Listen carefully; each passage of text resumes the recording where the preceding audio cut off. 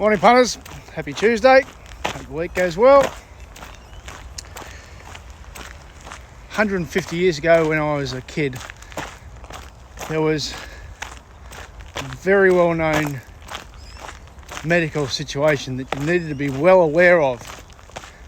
And if you weren't well aware of it, it could have potentially very serious ramifications for a significant, if not the most significant member of your family and your dear old mum. It involved if you're walking to school, footy training, up the shops to get them a carton of ciggies. And Devo even sang a song about it. And that was, if you stepped on a crack, you'd break your mother's back. So you had to take that in mind. Very, very serious. Which brings me to Racing Victoria's track preparation policy, because it makes about as much sense. If you look at it, and I did, it says the track preparation policy is in the best interest of horse welfare, should never be firm, and should be aimed at, a good four. Like it's just some button you can press. It's an outdoor sport. So there's two ways of looking at it, of course. One is, the welfare of horses is best on tracks with good give in it. And the other way I look at it is it's completely insane and has no factual basis whatsoever. I'm more in the latter camp. Because here's the thing. I assume they're called horses in Japan. I assume they're called horses in Hong Kong. They race on very firm tracks, given how fast the horses run. And I assume they pull up right, given that they then fly over here and win our Everests or Melbourne Cups and Caulfield Cups and Cox Plates, which they all have from that part of the world. Particularly amusing is that Greg Carpenter was Racing Victoria's, I think his title was General Manager of Racing for a long time, part of putting together that policy, and he now works in Hong Kong. I might be behind my reading, but I don't think that Greg's been rattling cages demanding that Hong Kong race on tracks with give in it. But as always, you should have facts to back your opinions. And of course, this Racing Victoria policy has been put together without facts to back those opinions. It's been put together because people like having excuses. Blame the curator. Buy a imported dud from Europe and syndicate it for too much money and it can't get out of its own road. Track's too firm. Have a poor strike rate because you don't train your horses to be fit enough to cope with our racing. It's the curator's fault. Maybe it's not. Because a lot of very successful stables don't have that problem, and a lot of horses can get out of their own way. So let's put some facts on the table. Firstly, this is a follow-up to when I wasn't particularly impressed with Ballarat Cup Day. I described it as, a toilet. Ballarat Cup Day was a toilet. It was overwatered. Form made no sense whatsoever. And I said that at the time. And part of it was because they decided to water it before the meeting and then rain hit. So you got the double of irrigation and rain. And the track was a mess. Now, the only judge that's unbeaten is time. If you look at Ballarat Cup Day and the Ballarat Cup itself, there were two well-beaten horses that were deep in the market called Kingswood and St. George. Kingswood then went to New Zealand and won a Group 1 race. St. George then goes to a city meeting at Cranbourne, it was the Moonee Valley Transfer meeting, and bolted in. Both on good tracks. Both getting away from the toilet of a track at Ballarat. Since then, there's been 6 city meetings.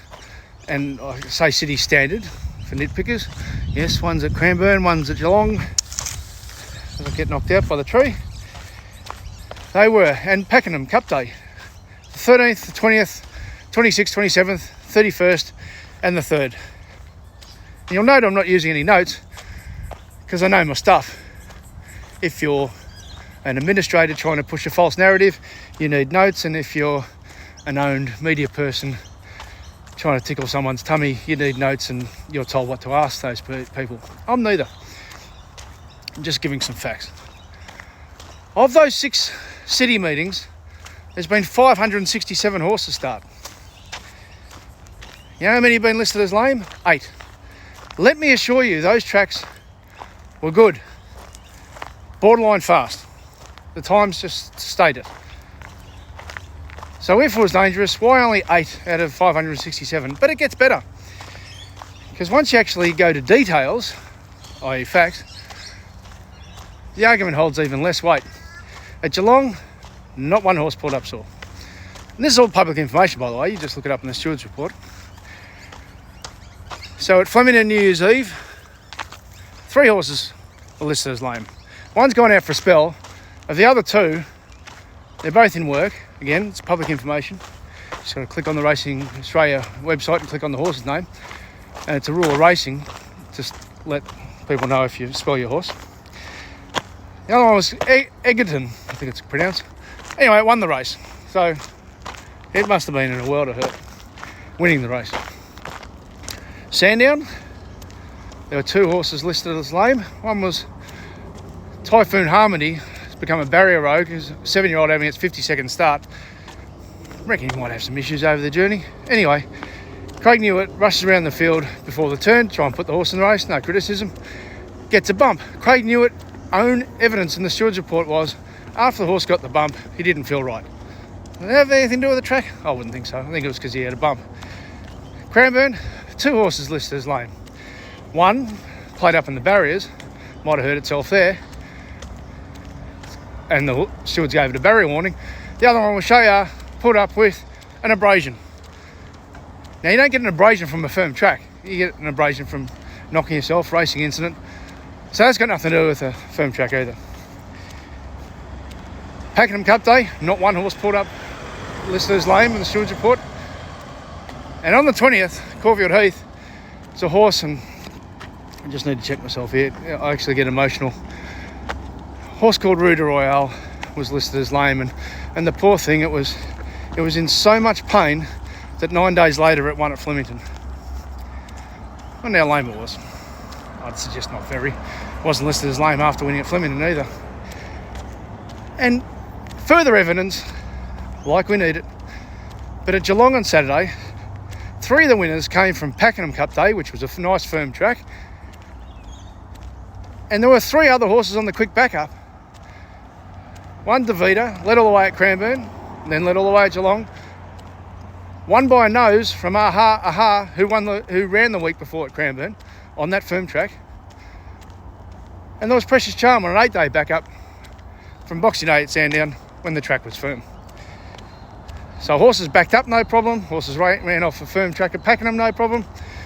A horse listed as lame pulled up and then won at Flemington.